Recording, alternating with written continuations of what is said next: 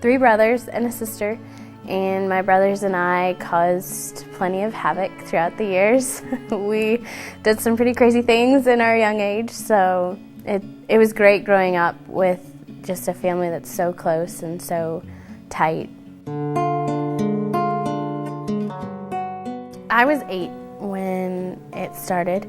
It started small, little things, just watching, things like that, and over kind of a year period, it got more intense, more graphic, and it was very confusing because it was a man that at that time I trusted, and in many ways I looked up to him, because in our family, we're so close that you learn to have faith and confidence in the people that you're around. And here was this man who was supposed to love me and protect me, and he was hurting me in a way that it didn't make sense.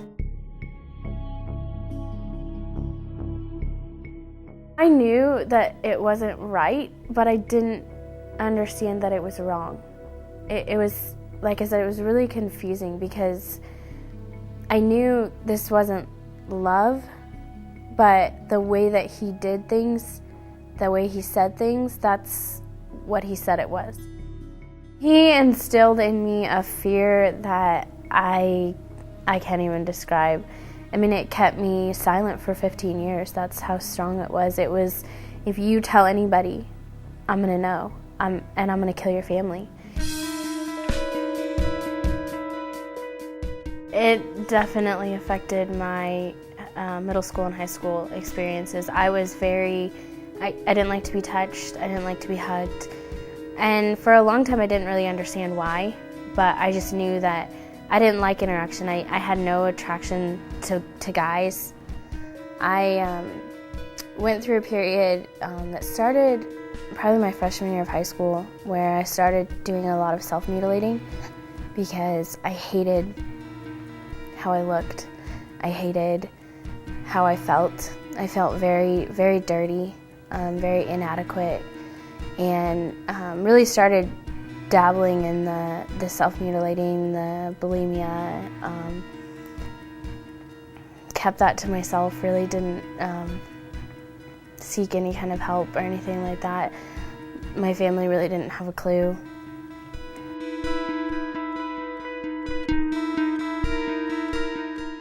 I didn't know what to do with them. I didn't know what I was supposed to do with them, or how I was supposed to get over them or get help or anything like that. At that point it was just kind of an aha moment where I was like, okay, that makes sense. But I didn't do anything with it. I just, it made sense in my mind, so I was like, well, I'm just gonna get over it. You can't just get over it.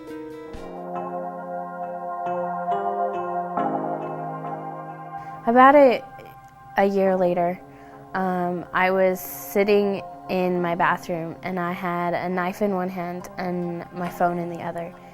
And I had come to a point where I couldn't keep living the way that I was living.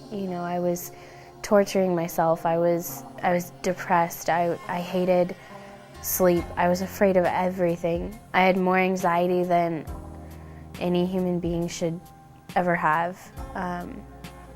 I was failing at everything in my life because I was so mentally locked up that I wasn't functioning.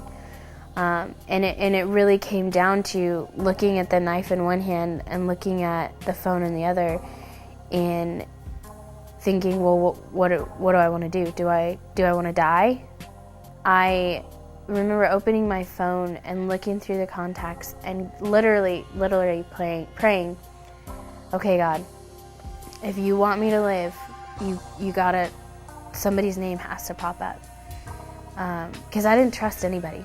I didn't even trust myself, let alone somebody to hold such a dark and dirty secret, and got all the way to the end of my contacts and nobody's name popped up, and I was like, I'm gonna try it one more time, just one more time. And it literally going through it the second time, this name just like jumped out of the phone. And before I even had time to think, I just pushed the call button. And I didn't know what I was going to say. I didn't know what I was going to do. I didn't know what was going to happen.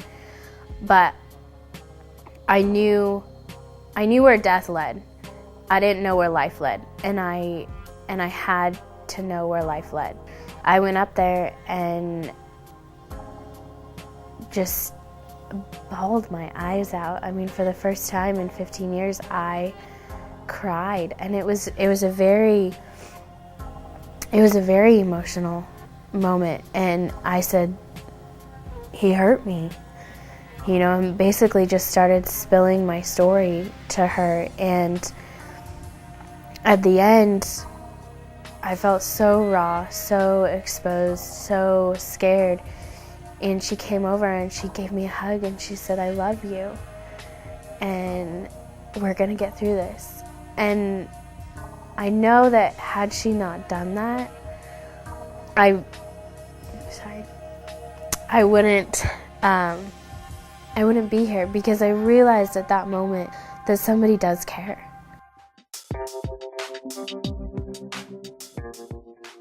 Of course, I had to go through the challenge of reliving those moments, which was not easy. But at the end, there was a sense of relief that I was no longer having to carry that secret around. And in reality, what I had done was I had killed that secret. Instead of killing myself, I had killed that secret. Kill the secret. Tell somebody, and anybody that is going to fight for you. They care. There are people, it might not feel like it, but there are people who want to help you, who have watched you for years struggle, and you've remained silent, and they want to be there. They want to help you. They want to walk through this with you. And it's worth it to kill the secret. Don't let it kill you.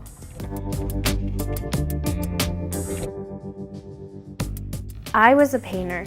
I've always been a painter. I've always drawn and painted. And I would paint and I would draw these pictures and I would show them to not everybody, but to a few people. And I look at it now and I see that was a desperate cry, because those paintings were dark. And that was, in many ways, that was my cry of, please just ask me. Please just talk to me about this painting. Ask me a question about it. You can be the best parent in the world and still have this happen to you. But what I encourage you to do is to listen. There are signs that are out there that your kids are showing. There's little things that they're trying to tell you, and really just be aware of those, and don't take on the guilt. If you are a parent who's walking through something like this with your kid, it's not your fault.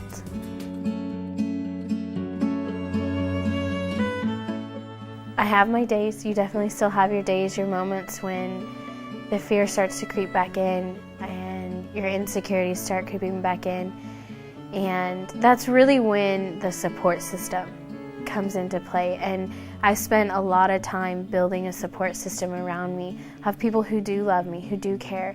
And it's really that support system that has gotten me through this last year in my life. Something so ugly is being turned into something so powerful, and that's a great journey to be on. So I love my life right now. It's great.